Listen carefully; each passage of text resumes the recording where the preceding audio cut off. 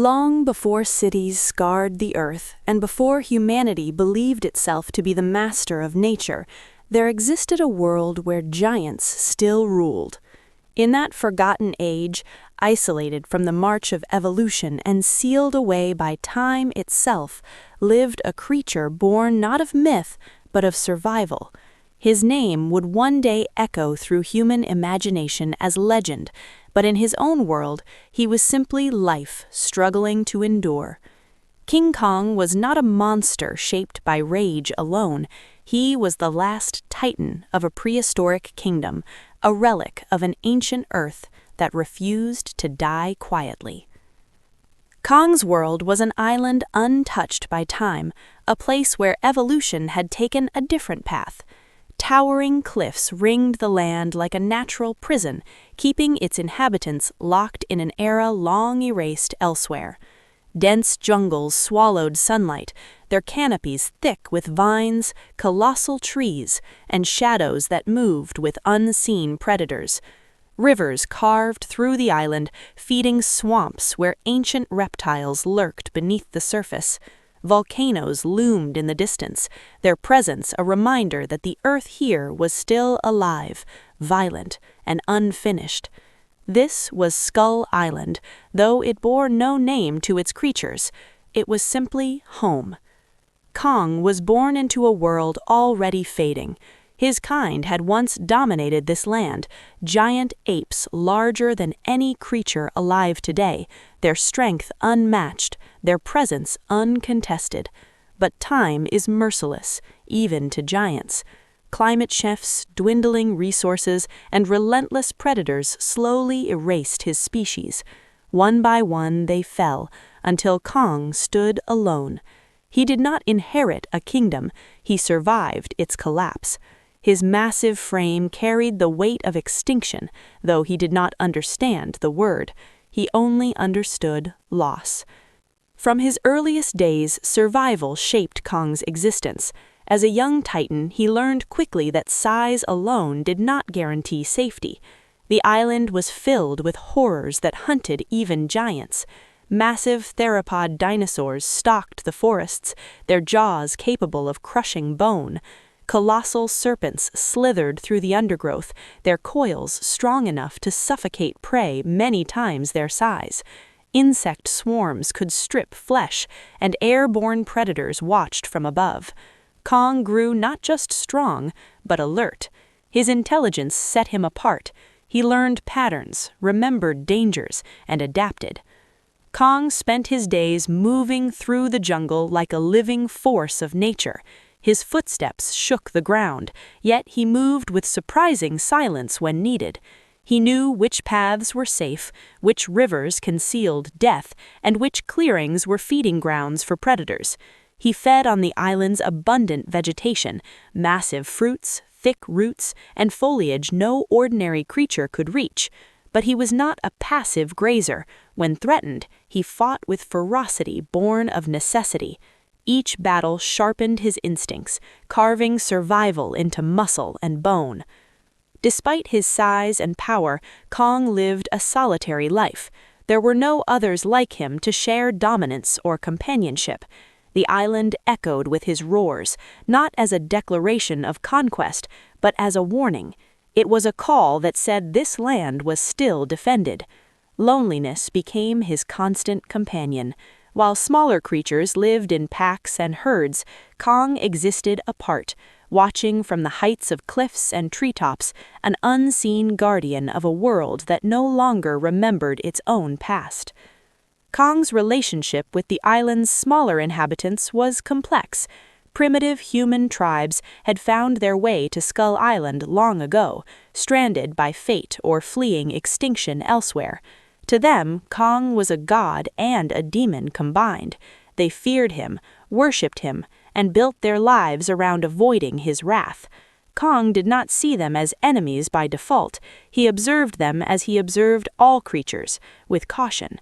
But when they threatened the fragile balance of the island or endangered something he protected, his response was absolute.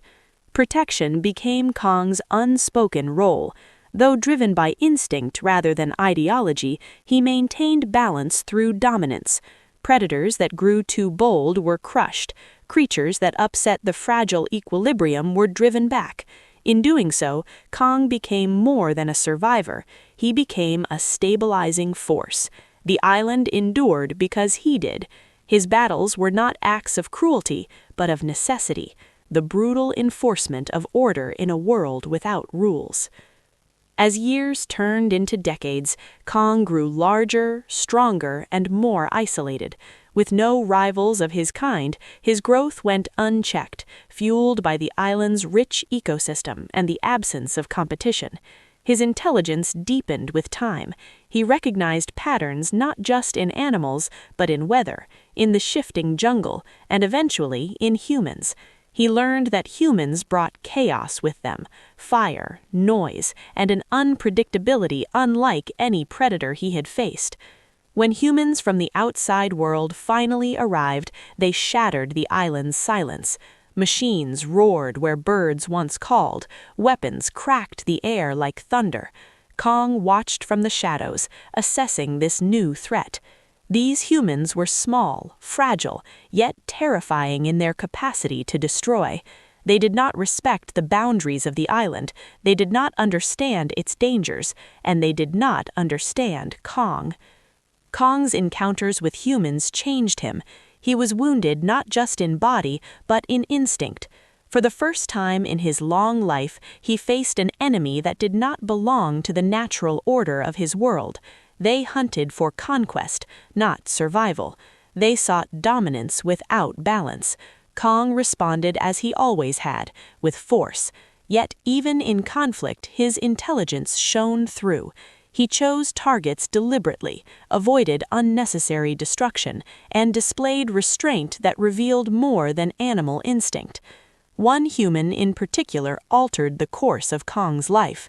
In protecting her, Kong revealed the depth of his cognition. He recognized vulnerability, he recognized innocence, and in doing so, he revealed something ancient and profound: empathy. This was not weakness, it was the echo of social intelligence once shared by his extinct kind. For the first time in his long life, Kong was not alone in spirit, even if only briefly. When Kong was taken from his island, the world itself seemed to break. Removed from the environment he shaped him, he became an anomaly, an ancient being dragged into a modern nightmare. Steel replaced jungle, concrete replaced stone, the sky narrowed.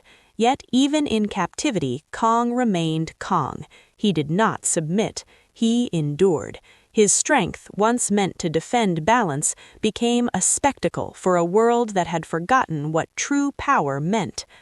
Kong's final days were not spent in peace, but in defiance. Faced with weapons, machines, and skies filled with death, he stood his ground as he always had, not as a monster, but as a king defending his domain, even when that domain was reduced to memory. His fall was not a defeat of strength, but a tragedy of eras colliding. The world had moved on, Kong had not. In death, Kong became legend, but legend fails to capture the truth. He was not rage incarnate, he was not mindless destruction, he was the last survivor of a prehistoric lineage that outlived its time. He lived as nature once lived, uncompromising, intelligent, and brutally honest. His life was shaped by isolation, survival, and duty, not choice. Kong's story is not about monsters, it is about extinction, about what happens when the ancient world collides with the modern one, about the cost of forgetting that Earth once belonged to giants who did not ask to rule, only to survive. In Kong, we see a mirror of humanity's own future, a species that believes itself untouchable, yet blind to the fragility of balance. In the end, King Kong was not defeated by weapons or machines, he was defeated by time, and in that truth lies the real tragedy.